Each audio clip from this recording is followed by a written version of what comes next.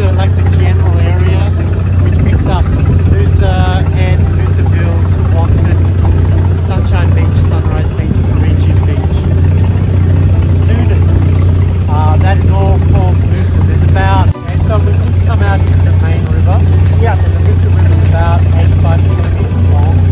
Really? The top half of the river is fresh water. Yeah. The bottom half of the river is salty, tidal water. Coming in. So the salty water basically means coming from the ocean. That's right.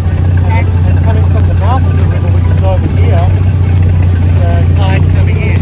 At the moment, it's been low tide, and the tide is starting to come in now from the ocean. Yeah. Gonna speed up now, Michael? Here we are. We're going to go down here. We'll be going faster.